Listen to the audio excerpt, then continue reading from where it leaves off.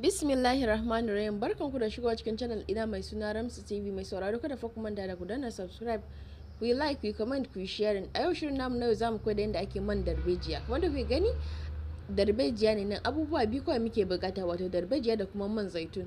Man zaitun wato original man zaitun.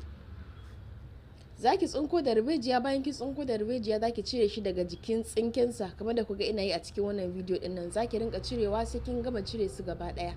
Kuma ki tabbata in kin je tsinkowa kar ki tsinko wanda ya riga ya lallace, wanda zaki ga cewa akwai yellow ko kuma wani kalan a jiki, alamun cewa sorry darbejiyan ba shi da kyau.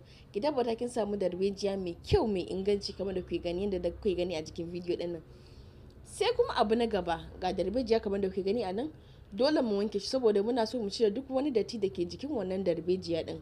Yes, kamar da kuka gani gashi nan na zuba a cikin ruwa ina wankewa. Ki tabbata kin wanke shi sosai saboda muna so mu cire duk wani datti da ke jikin darbejiyan, wala datti ko kuma ƙasa. Duk wani datti muna so darbejiyan zama pure darbejiya wanda ba alaman kowane datti a jiki, wato wanda zai fito da wannan kalan nashi mai kyau, wato koren kalan nan mai kyau, abin burgewa, abin sha'awa. Kamar da kuka gani gashi nan bayan na wanke ina cire shi daga jiki. Zaki iya wankewa sau ɗaya, zaki iya wankewa sau biyu, depending daga ke. In har kin ga ruwan ya canja to ki wanke shi sau biyu. So ga darbejiyan mu nan, abubuwa biyu muke bukata. Zaki iya amfani da turmi ki dan daddaka shi, ba ki daka shi ya laushi bane, a ki dan daddaka shi, ko kuma ki amfani da wannan method din da nake amfani, wato zaki amfani da hannu ki rarraba shi gida biyu ko gida uku kamar da kuka gani ina yi a cikin wannan bidiyo namu na yau.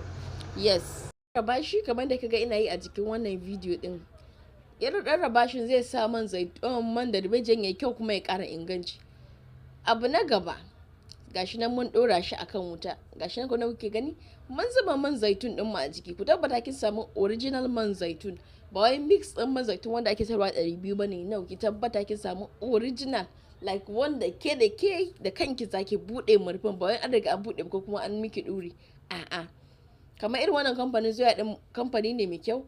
Sai kuma akwai El Hawad, su masa da suna sayar da mayuka masu kyau, shi ma zaki amfani da shi. Bayan na riga na zuba man zaitun din a cikin wannan darbejiyan, na samu abin juyawa, ina ta jujjuyawa, na tabbata ko ina ya samu mai. Gashi na kamar da kuka gani ina ƙara juya.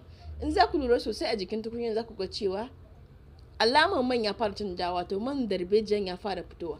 Haka zaki ta juyawa, ki rinka juyawa bayan minti biyu. Ki tabbata wannan haɗin ya tafasa sosai, wato ya soyi sosai kamar da kuke gani, har sai wannan darbejiyan nan ya canja ya canja kala. Sorry, sai kin tabbata ya canja kala sosai kamar da kuka ina yi a ciki. Ki ta juyawa sai ya canja kala. Zaki ga cewa tabbas ga darbejiyan na man shi ya fara fitowa. Ko a take da kike ma ne sai zaki rinka jin cewa yana shiga miki makogwaro saboda ki san cewa yana da daci. Bayan nan ki tabbata ya soyi sosai sai ki sauke shi, ki tabbata ya bushe tukunna, wato ya huce.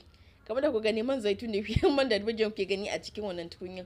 So ina ta kokarin in matsa shi, naga ba zai matsa ba. Bayan na bari ya wuce sai na amfani da haruna na matse ganyen sosai, sai na matsa shi sosai na tabbata cewa tabbas man ya fita da sosai daga jikin man zaitun. Na tabbata kamar da ku gani na matsa shi sosai, na tabbata ya fita sosai daga jiki. Kamar da ku gani gefen nan shine ganyen sa. So ga man darbejiyan mu nan fa, kai